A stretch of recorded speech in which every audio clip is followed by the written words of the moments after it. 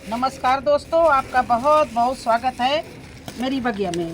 दोस्तों, सीड लगाने के बाद में भूल कर भी आप 5 गलतियां ना करना। ये देखिए, महंगे महंगे हम लोग सीड मंगाते हैं, अच्छे से खादे बनाते हैं, लेकिन 4-5 गलतियों की वजह से हमारा सीड बर्बाद हो जाता है। आज वो कौन सी 4-5 गलतियां हैं जो भूल कर भी सीड लगाने के बाद में नहीं करना, उनको मैं पूरा डिटेल में आपको बताऊंगी। और मेरे पास में कई प्रश्न आए हैं, उनका ये उत्तर भी है। वो लोग कहते हैं कि महीना भर हो गया है मैं सीड लगा रही हूँ, लेकिन मेरा सीड जर्मिनेशन नहीं हो रहा है। तो उसका कारण ये है कि पहला कारण है, जब हम लोग सीड लगाते हैं तो क्या करते हैं, सीड जिसमें लगाया उसमें भर भर के पानी डालते रहते हैं। ऐसा कभी मत करना, क्योंकि ज़्यादा पानी से हमारा सीड सड़ जाएगा, फूल कर सड़ जाएगा, उसमें फंगस लग जाएगी और वो सीड नहीं जर्मेशन होगा। तो पानी जब भी डालना, हल्के हाथों से थोड़ा सा मिट्टी को मॉइस्चर कर देना। देखिए, मैं बताती हूँ। बीज लगाने के बाद में क्या करना, हल्के हाथों इस तरह से थोड़ा सा मिट्टी को मॉइस्चर कर देना। इस तरह से आप डायरेक्ट इससे मग्गे से भर भर के मत डालना। तो पहली गलती तो ये हो गई है, जो हम लोग गलती कर देते हैं, पानी भर भर के डाल देते हैं, तो उससे हमारा बीज सड़ जाता है। दूसरी गलती ये करते हैं कि ठस मिट्टी में, भारी मिट्टी में पौधों को लगा देते हैं। नहीं, ऐसा नहीं करना। उसमें क्या है, बीज निकल नहीं पाता है और ठस मिट्टी में बीज सड़ जाता है। तो बीज के लिए, लगाने के लिए मिट्टी को कैसे बनाना है, कितना रेशियो रखना है, पूरा बता रहे हैं। उसमें 50% आप कोकोपीट रखना, 20% उसमें आप जो है वो वर्मी कंपोस्ट रखना, और 10% उसमें नदी की रेत रखना, 10% आप जो है गार्डन सॉइल रखना, नीम खली, हल्दी वगैरह जरूर डाल, फंगीसाइड जरूर डाल देना, राख डाल देना। तो ये तीसरी गलती है।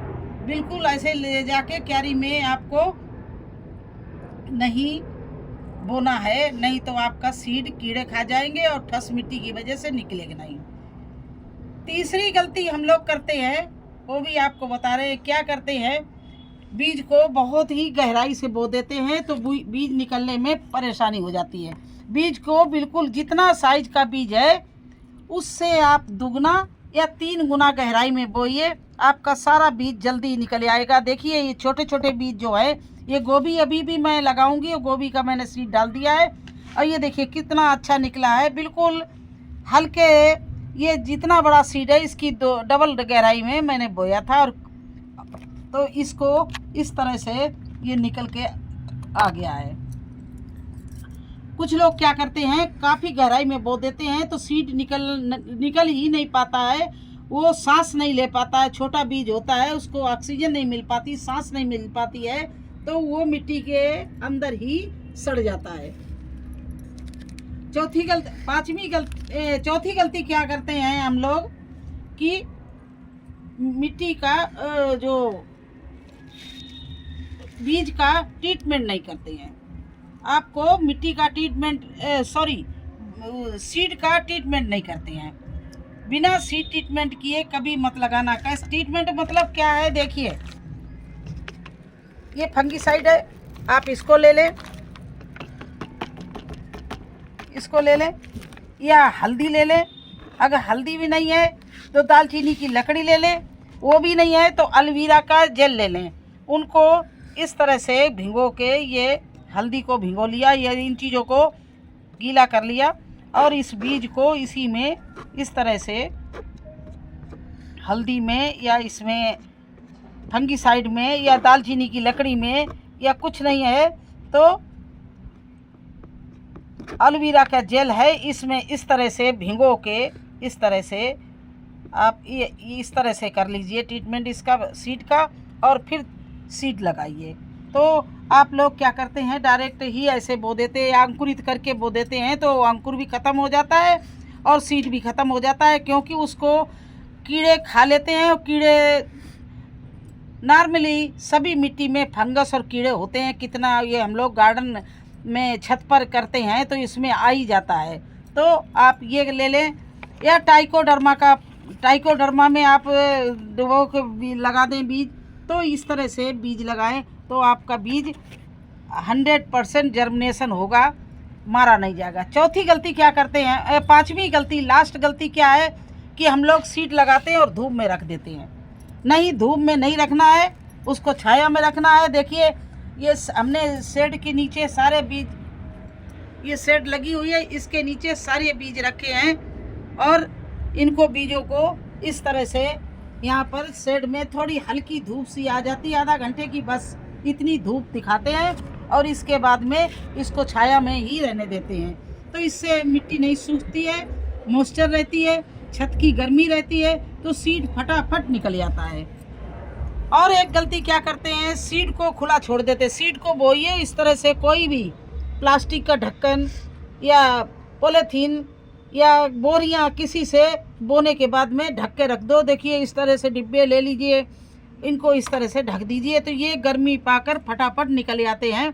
मैं सारा ही सीड बोरी से ढक देती हूँ, जब निकलने लगता है तब उसको खोलती हूँ और छाया में रखती हूँ। तो इस तरह की अगर आप गलतियाँ नहीं करेंगे तो आपका हर सीड जर्मिनेशन होगा। देखिए मेरा ये सारा सीड जर्मिनेशन हो रहा है और जो जर्मिनेशन नहीं हो चुका है, बड़ा हो चुका, उसको हम रिपोर्ट भी कर चुके गमले में। तो इस तरह से आप लोग भी सावधानी बरतें। जितनी हल्की मिट्टी में लगाएंगे, हल्का पानी डालेंगे, छाया में रखेंगे और इसको आप ढक के रखेंगे, उतनी ही जल्दी आपका ये सीड निकल आएगी। आपका मेहनत, पैसा और समय, तीनों चीज़ों की बचत होगी ना। आप महीनों सीड लगा कर, अगर आपने डायरेक्ट क्यारी में सीड लगा दिया, महीनों आप वेट करते रहेंगे कि अभी निकला नहीं, फिर आप खोद के देखेंगे कि अरे क्यों नहीं निकला, लेकिन वो सब सीड मारा जाता है, वो सीड निकलता नहीं है। इसलिए बहुत ही सावधानी से आपको सीड की केयर करनी पड़ेगी। और इन 5 चीज़ों को, ये 5 गलतियां भूल कर भी आप मत करना। ये मेरा आपके को एक बहुत अच्छा उपाय है, बस समझ लो, ये सुझाव समझ लो, या मेरी राय समझकर आप लोग इस तरह से सीड लगाएं। तो देखिए आपका कितनी जल्दी सीड जर्मिनेशन होगा। एलोवेरा का जेल, तो आपको पानी भी डालना है। जैसे आपकी मिट्टी बहुत सूख रही है तो आप एलोवेरा का जेल बना के स्प्रे बोतल में भरकर हल्के से मिट्टी को मॉइस्चर कर दीजिए, बस। और कुछ नहीं करना, भर के पानी मत डालना, नहीं तो आपका सीड सड़ जाएगा और उस जर्मिनेशन नहीं होगा।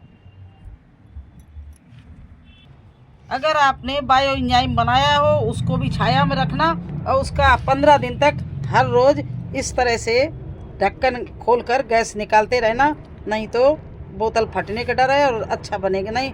इस तरह से ये देखिए कैसे, पहले एक चूड़ी खोल के गैस निकाल दो, इसके बाद में ढक्कन खोल के थोड़ा देर छोड़ो और फिर बंद कर दो। इस तरह से ये छाया में रखने वाली चीज़ें हैं, सब चीज़ धूप में नहीं रखी जाती हैं। इसको इस तरह से हिलाते रहिए।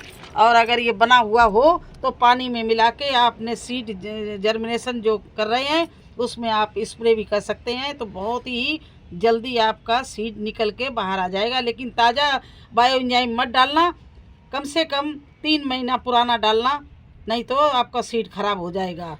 सबसे अच्छा है एलोवेरा का जेल।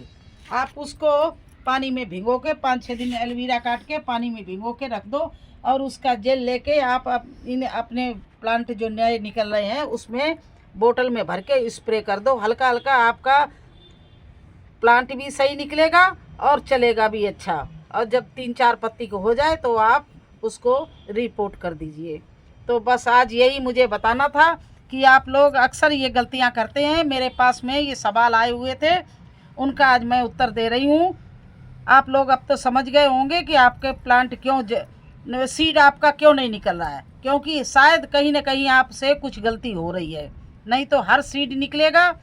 ये अब मिट्टी भी एक माँ के समान होती है, इसमें जो भी आप सीड डालोगे वो ज़रूर पैदा होगा, जन्म लेगा, बढ़ेगा।